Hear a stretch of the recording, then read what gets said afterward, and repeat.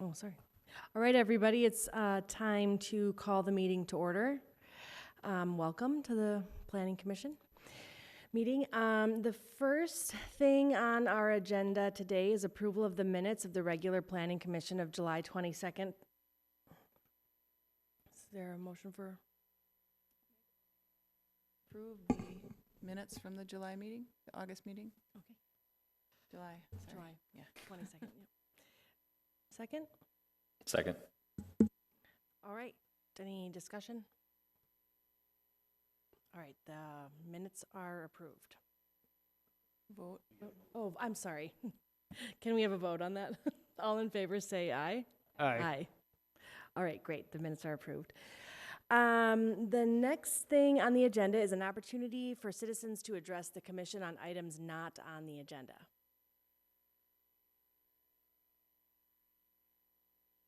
All right, no one here has anything to add to the agenda or to talk about tonight. Great. So we will move on to the agenda approval. Would anybody like to approve the agenda? Or make a motion to approve the agenda? I move we approve the agenda. All right, let's take a vote. All in favor, say aye. Aye. All right, the agenda is approved. So the second thing on the agenda is other business. So it's the consideration of the 2021 through 2024 Capital Improvement Program and a finding of consistency with the comprehensive plan of the Capital Improvement Program and the 2020 Capital Improvement Budget. Each year, the city manager makes a recommendation to the city council regarding the capital improvement budget for the upcoming year.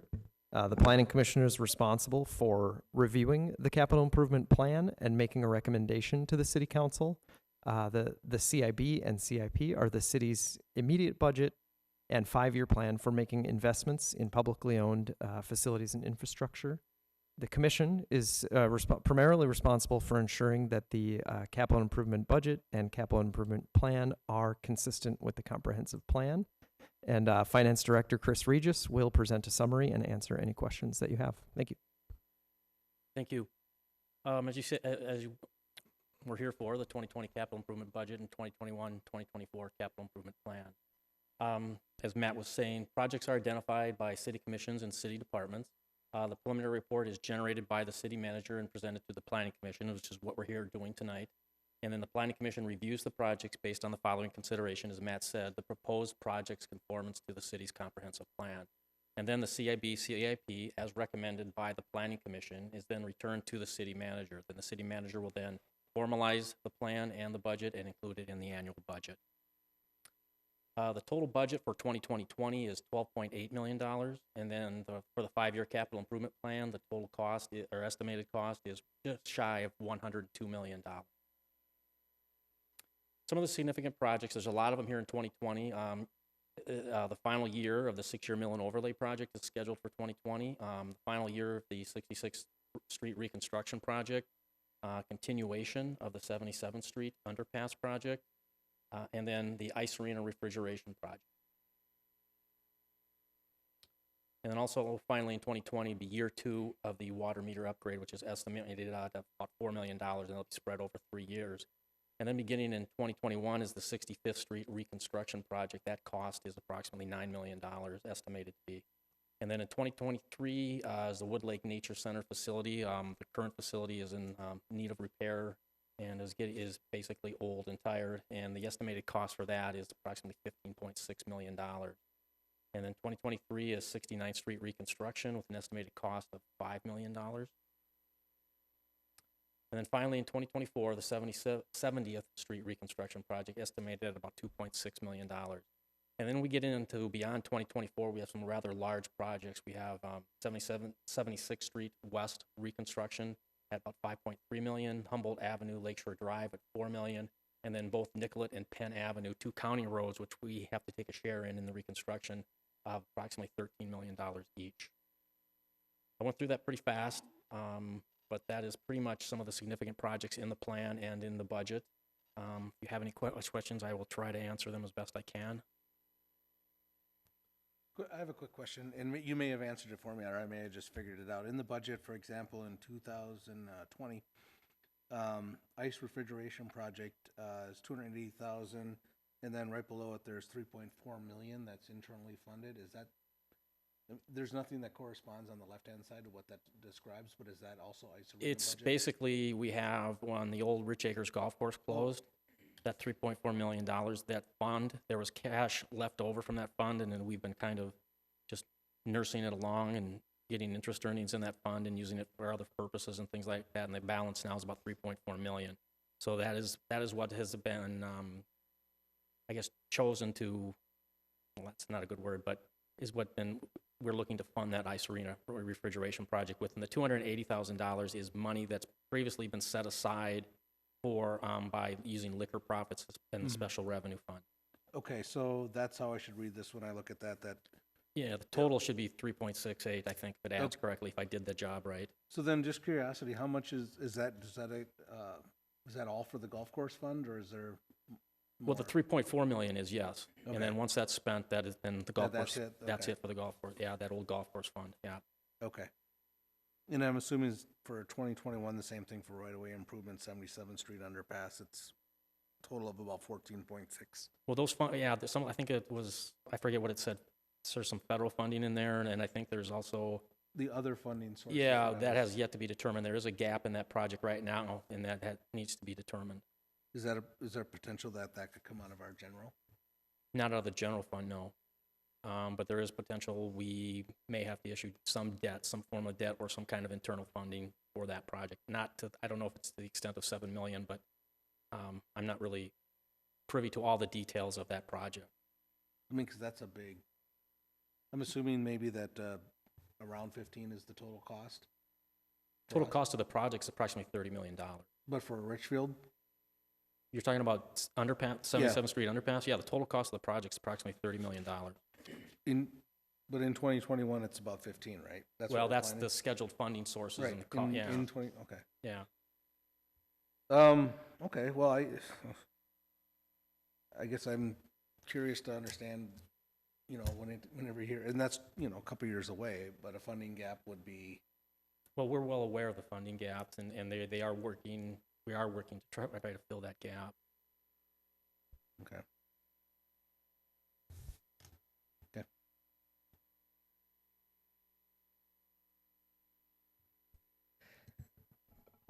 Staff, could I ask a clarifying question?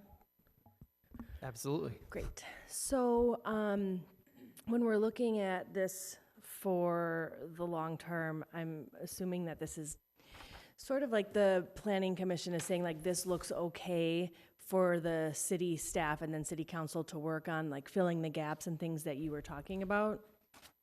That's correct. I think from the planning commission's standpoint, this is a kind of a high level overview of our do these projects kind of further the goals set, the really general broad goals set forth in Richfield's comprehensive plan. Do these further the really basic goals of maintaining a high quality community with high quality roads and parks and so forth. Okay. And then the other question I had is, cities all around the metro are talking about building community centers, and that's come up a couple times just in like general conversation. And I don't know, like, at some point, if we're looking at all of the different recreation things that are listed here, and then we get to 2023 and it makes sense to do a community center where it's all in one location, like, are those things kind of possibilities that could happen? And When you look at the comprehensive, or the capital improvement plan, if an item is in there, it doesn't necessarily mean that it's going to happen at that date.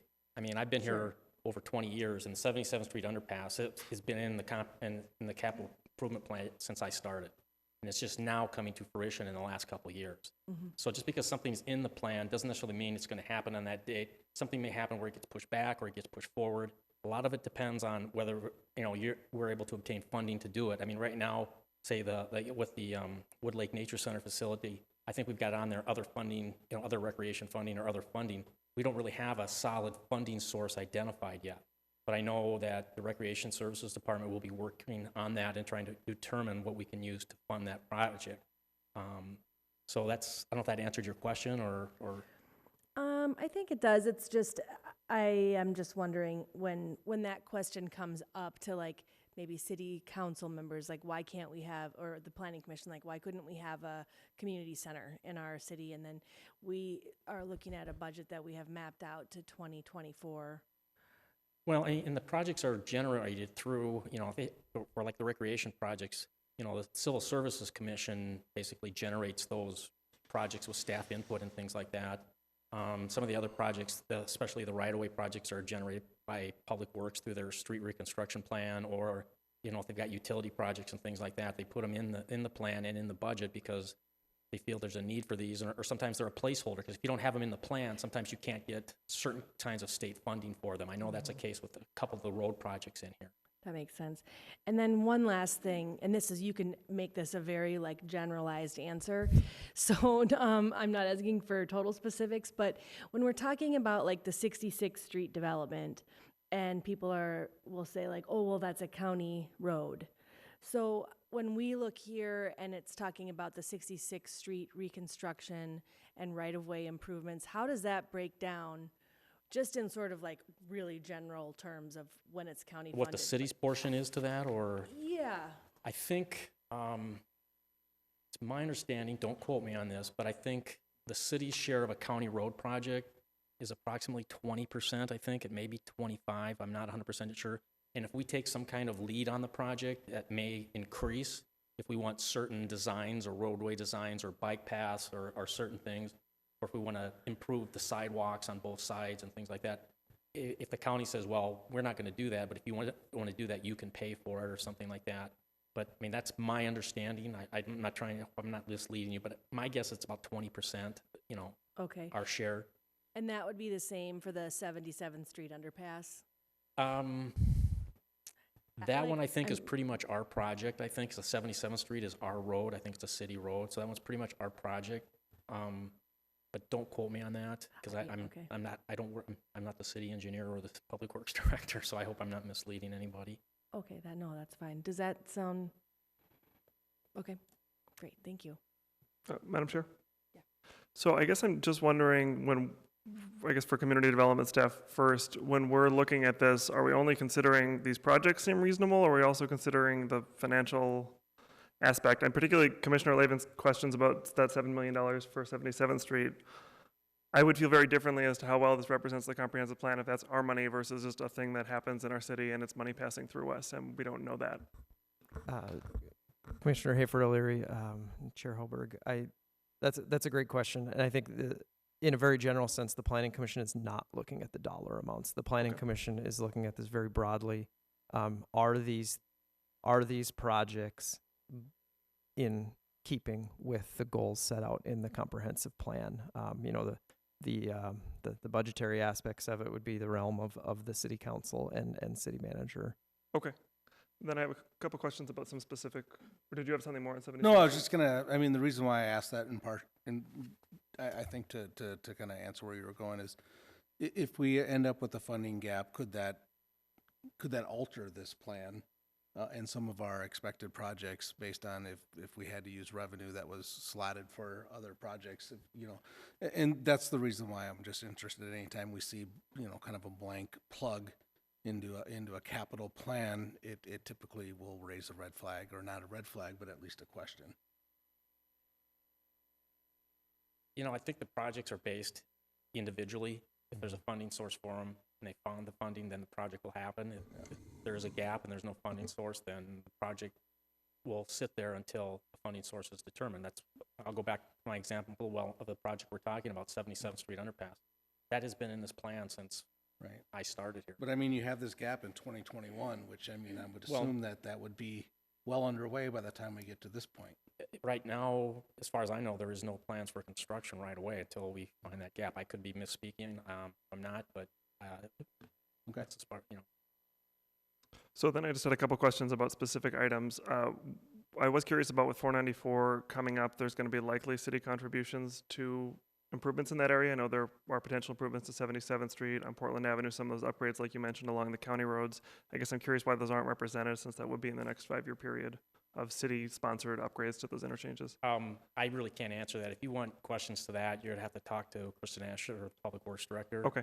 I don't know specifics about projects or anything like that. Okay, so process-wise, these sort of come to you from the department directors, go through the city manager, and you're Yeah, just looking at anything the... that's right-of-way related, road-related, Kristen Asher would be a good person to talk to.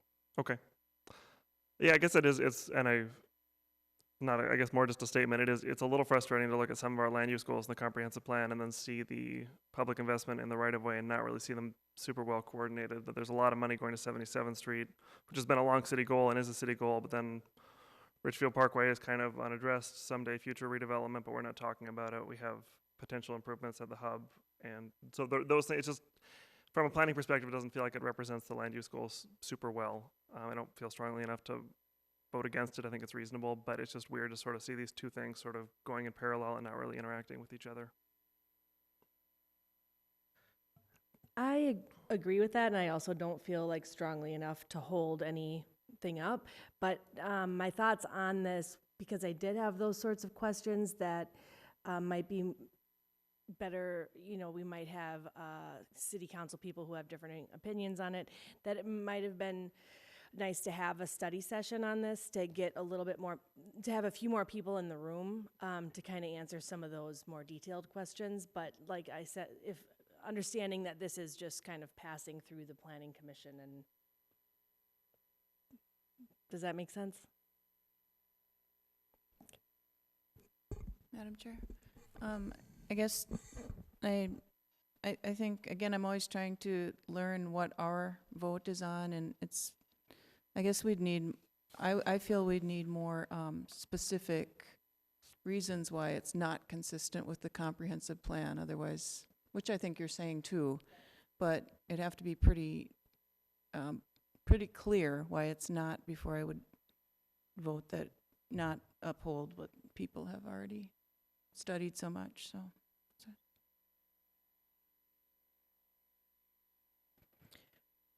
All right, well, do we have any more discussion?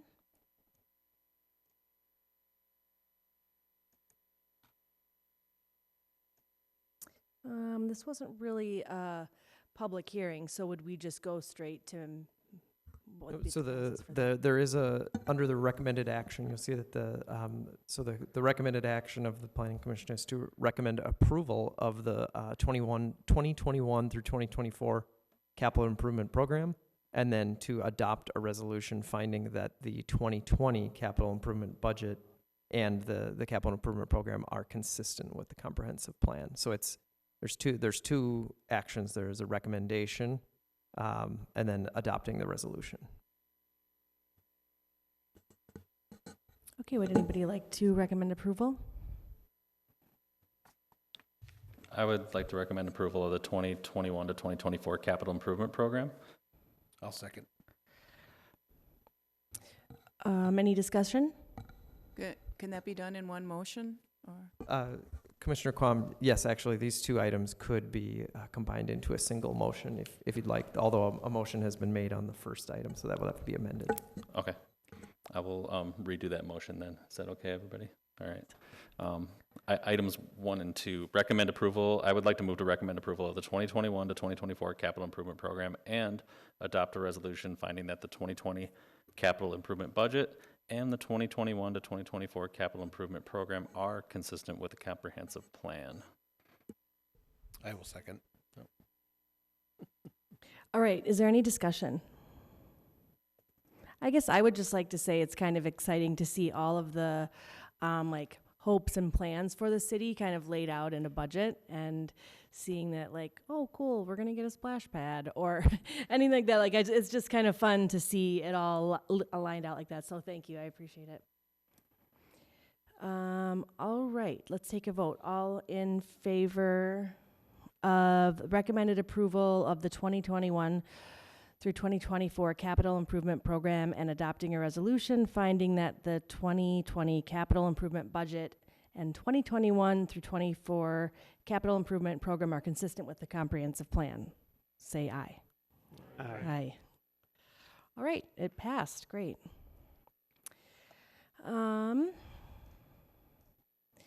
next thing we have on the agenda is we were going to have a public hearing to consider amendments to the city code section 500 regarding plating and subdivision regulations. And that's going to be moved to September 23rd, 2019. Do we need to vote on that or make a motion, or is that already? Yes, Chair Hoberg, so the community development staff have been working to update the city's plating and subdivision regulations, largely to replace outdated and redundant language with a streamlined version of the ordinance. Because a public hearing notice was published in the Sun Current newspaper, the commission would have to make a motion to continue the public hearing to September 23rd. All right, would anybody like to make a motion? I move we continue the public hearing until September 23rd. I'll second. Any discussion on that? All right, all in favor say aye. Aye. Aye. All right, we have continued that to September 23rd. Next up on the agenda is our liaison reports. So the first one up is the Community Service Advisory Commission. All right, next up is City Council. Oh, our City Council liaison is not present tonight. I think she's enjoying her retirement on vacation, so that's great. The HRA. Yes. So the HRA had similarly, I'll try to keep this short, but they had Finance Director Regis at that meeting too for what I think is an annual presentation on the budget, and Community Services Director Stark did a presentation on the HRA 2019 HRA budget and what it's been used for so far. So it was really interesting. It was packed with stuff, and it was a kind of a good summary, like you said, about the budget of projects that have been going on. So I guess I'd just say that to recommend. I think it's of interest to everybody, all of us, and some of the projects that we voted on, like, for example, where is that? The Lindale Lakes project at the old Lindale Gardens and the Hennessy Apartments. The apartments should be opening at the end of the year, and then the townhomes and condominiums should open in 2020. And then the first of the new buildings of the Chamberlain will open September 1st. So there's that sort of thing is what Director Stark covered, but there was a lot more. And in the end, the HRA approved the 2020 HRA budget and tax levy and revised the 2019 HRA budget. So that's it in a nutshell. Great, thank you. Do we have a Transportation Commission? Yeah, our main thing I'm just going to mention is that we had that 66th Street ride with the mayor, and we did pretty well. We had about 40 people there. So it was me and Jan Matthews, who's a bike safety instructor, and then Maria Reagan-Gonzalez. And we went from site to site across 66 using the new bikeway and talking about things that are going on along the corridor. So that was pretty nice. Other update is that Lindale is chugging along, and if you've been between 73rd and 76, you start to get a sense of how the new street really looks. It has pavement down, and some of the sidewalks and stuff are in, so it's looking pretty good there. Thank you. I wanted to make the bike ride, but I do not have a functioning bike right now. I believe you, Allison. I'm so okay. Next up is Chamber of Commerce. No report at this time. Okay. So let's move on to the city planners reports. Madam Chair, School Board. Oh, school board, I skipped right over it. Sorry. So as we all know, construction's been going on at the schools, and it's a little bit behind schedule right now. They're doing everything they can right now to get things done for the students to return to school next week. They also have contingency plans in place. The district, exciting news, the district also received a grant for after-school programming, which is going to help out kids K through 12. Candidate found period has been completed. They had to approve the ballot, and 2 incumbents are seeking reelection and 4 other candidates are running. How many candidates are running, did you say? Total of 6. Total of 6. Yep. Do you know if the ballot is online? I'm Yeah, not sure if it is or to not. see. Okay, just wondering. Sorry, I skipped that. So that, yeah, they just had to certify the ballot. Okay. Next up is the city planner reports. Yeah, so first up, coming up on Sunday, September 15th, PennFest returns. So 1 p.m. to 5 p.m. PennFest will be closed off to cars, opened up to humans. So please come out.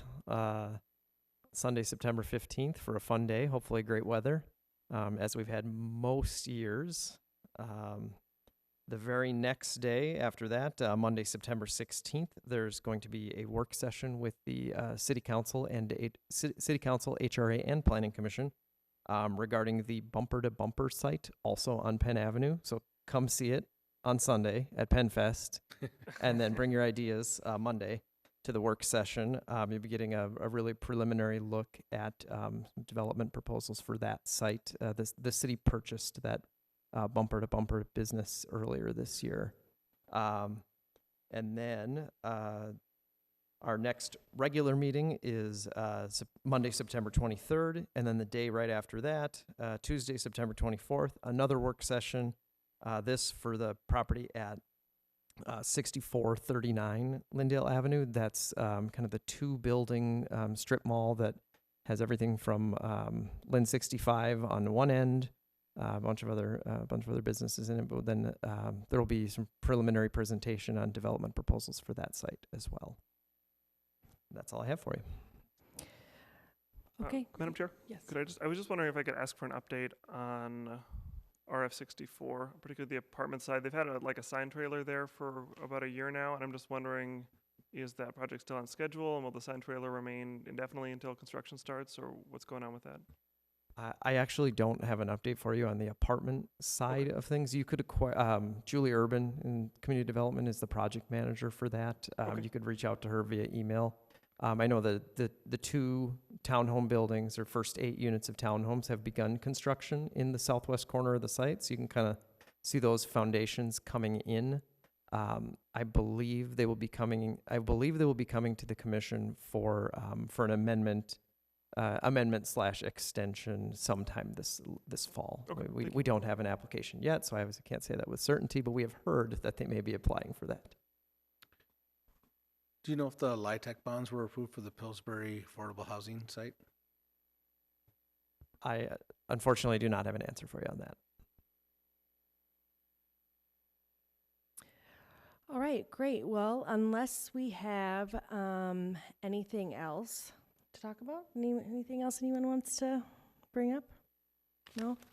Okay, does anyone want to make a motion to adjourn? So moved. Second. All in favor say aye. Aye. All right, thank you, everybody.